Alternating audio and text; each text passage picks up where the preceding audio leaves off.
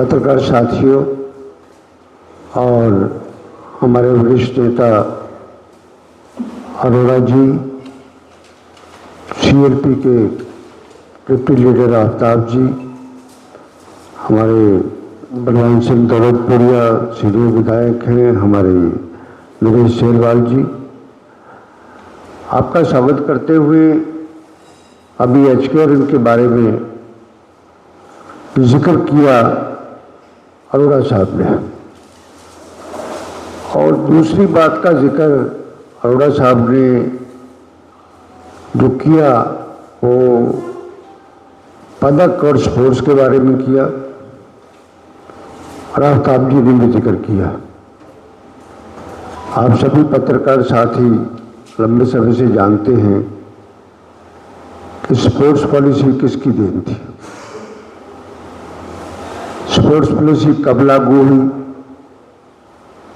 हरियाणा के अंदर स्पोर्ट्स को महत्व देने के लिए कितने स्पोर्ट्स स्टेडियम बनाए गए, स्पोर्ट्स के लिए युवा नर्सरी को तैयार किसने किया, स्पैट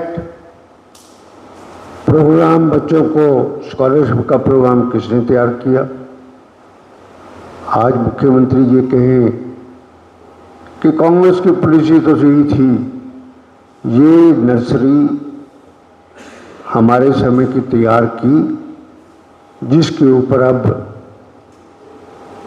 सभी फल लग रहे हैं, और उस फल लगने का जिस माली ने उस पेड़ को बड़ा किया उसको श्रेय जाता है कि कांग्रेस सरकार थी।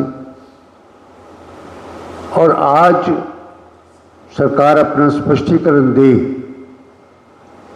कि स्पोर्ट्स में स्पोर्ट्समैन्स को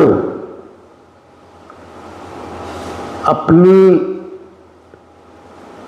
कैलिबर को आगे बढ़ाने के लिए गवर्नमेंट की कौन सी नर्सरीज हैं कि जिसमें युवा खिलाड़ी पैदा हो सके। उसके साथ में एचकेआरएन की बात करता हूं। एचकेआरएन की बात 2022 के अंदर आई। इन्होंने पिछले सदन के अंदर एक एम्प्लॉइज को रेगुलाइज किया, उनको उनकी सर्विसेज प्रोटेक्ट की, क्योंकि नौकरियां मिल रही हैं तो व्यक्ति सोचता है कि चलो किसी को नौकरी मिल रही है, लेकिन एचकेआरएन जो हरियाणा रोजगार कौशल रोजगार निगम है, it's a fraud in the system. मैं with all conviction I am saying that is a fraud in the system. Any government, Nigam is a government.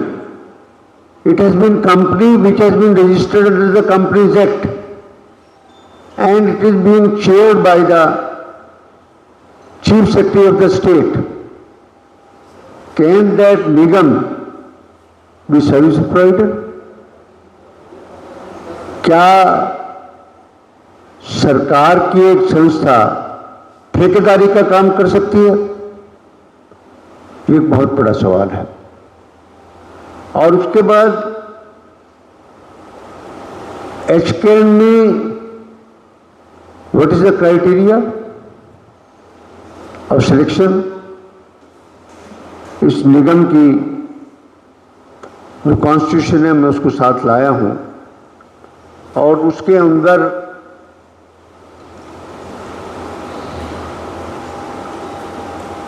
Page 9 के ऊपर क्लॉज 8.8 के ऊपर एक सिलेक्शन क्राइटेरिया दिया हुआ है।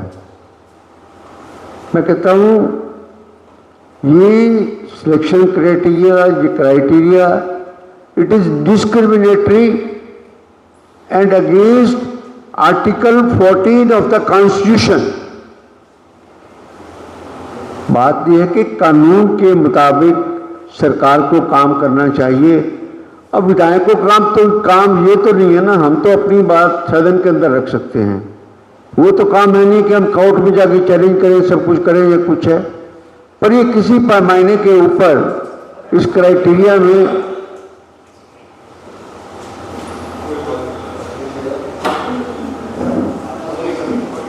आप डी और सी की और इवन टीचर्स की, असिस्टेंट प्रोफेसर्स की जो एजुकेशन और मेरिट रिलेटेड है उनकी अपॉइंटमेंट कर रहे हैं, पर मेरिट का कहीं पर नाम नहीं है।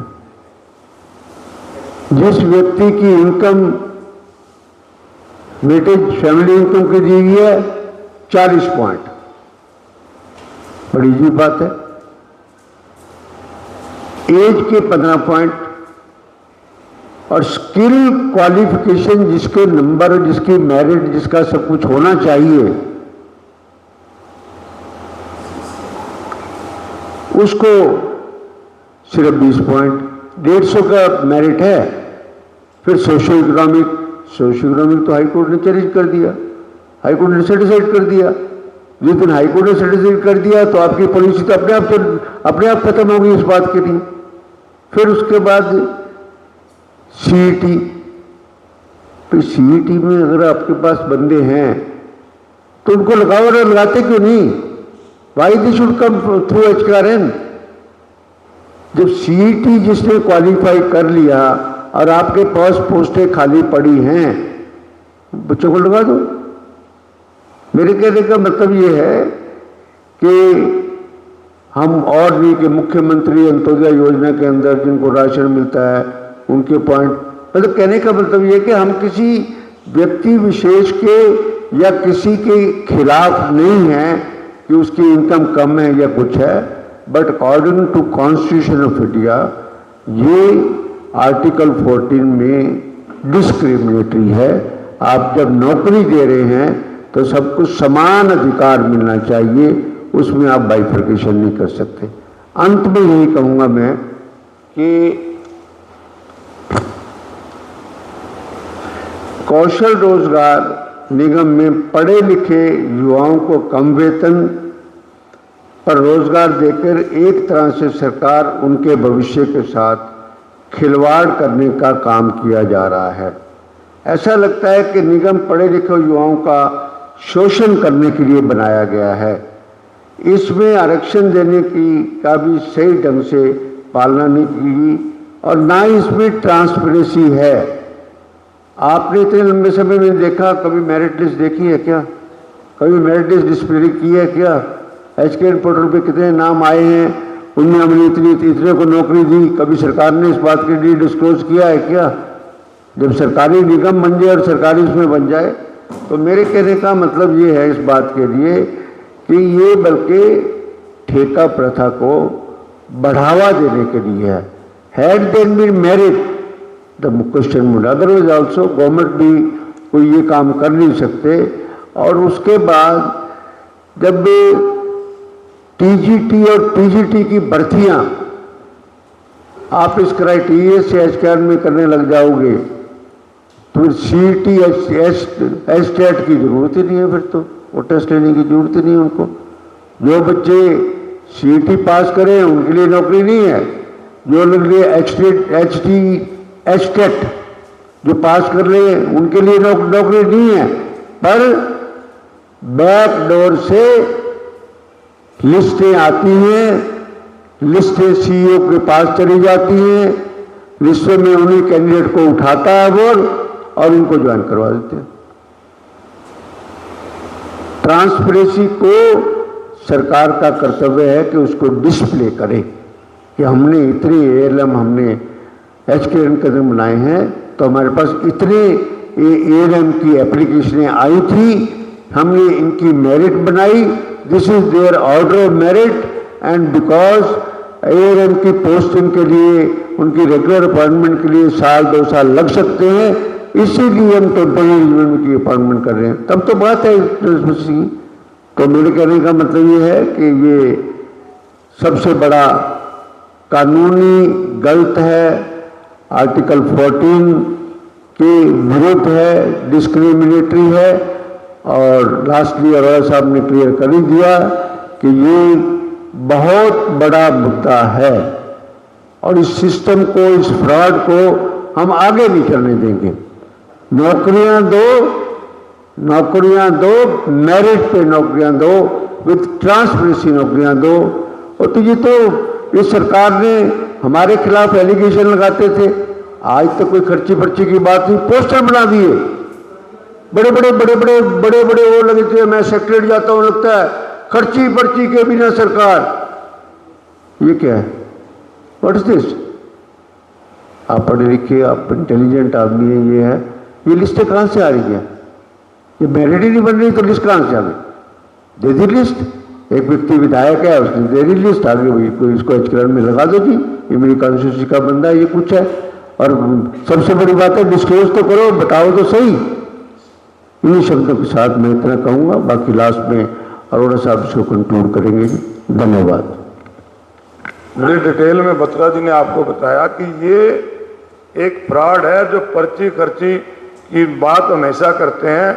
इसमें ना तो मेरिट है ना रिजर्वेशन है, ये तो टोटल संविधान के खिलाफ है, कुछ भी नहीं इसमें। तो ये तो बिल्कुल फ्रॉड है, इसके बंद करना चाहिए। पिछले दिनों विधानसभा में इन्होंने 1,20,000 के करीब जॉब गारंटी दी। ठीक है कि आपने जॉब गारंटी दे के जो पक्की नौकरियां हैं उनकी सीट तो भर दी, उनकी सीट तो भर दी, कम से कम जो लगे उनको तो स्केल दो, उनका शोषण तो ना करो। जो लगे हुए हैं उनको स्केल दो। अब आपने अगर उनकी जॉब गारंटी दे दी, एक परमानेंट स्वीपर भी लगे ना, लगा है, वो 45,000 ले रहे और ये 15-16,000 देते हैं, उसमें से भी जीएसटी काट लेते हैं और कमीशन साथ में ले लेते हैं। तो छोटे से छोटे कर्मचारी का भी शोषण हो रहा है। इसलिए हम ये चाहते हैं कि इसको बंद किया जाए, एचकेआरएन को इसकी बजाय पक्की नौकरियां दी जाए और मेरिट और संविधान के अनुसार दी जाए। और जो लगे हुए हैं जिनको आपने जॉब गारंटी दी है उनको परमानेंट स्केल दिया जाए ताकि वो अपने बच्चों का ठीक गुजारा कर सके। आप कोई पूछना चाहते? आप कोई भी एक सरकार अपने ठेके में, जैसे एक सर्विस प्रोवाइडर कोई किसी कंपनी को सर्विस प्रोवाइड करता है तो वो कमीशन लेता है। इसके अंदर भी जो महकमे है ना, वो अपनी डिमांड भेजते हैं, डिमांड इस पे भेजते हैं और ये डिमांड के अनुसार उन्हें जो सर्विस प्रोवाइड करता है उसका 1% कौशल रोजगार निगम लेता है। सरकार खुद कमीशन ले रही है। ये कमीशन ऑन रिकॉर्ड है। ऑन, मैं जो कह रहे हैं ऑन रिकॉर्ड कह रहे हैं आपको।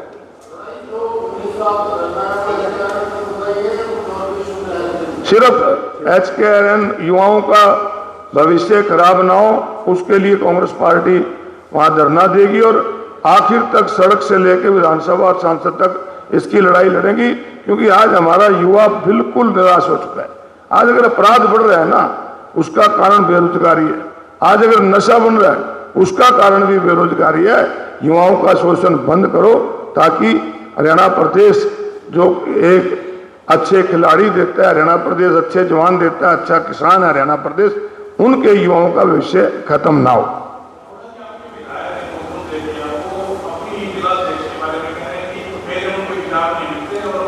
हो सकता है कि व्यक्तिगत विचार ना मिलते हो, वो तो पार्टी का मामला है। पार्टी की डिसिप्लिन कमेटी भी बनी हुई है, पार्टी के स्टेट प्रेसिडेंट उनको बात कर ले। पार्टी लेवल पे सुलझ लेंगे, कोई बात। बड़ी पार्टी है, छोटी छोटी बातें होती रहती है, कोई बात नहीं। हाँ बिल्कुल करेंगे, हाँ बिल्कुल है जी। चलो एनीथिंग और कुछ आपने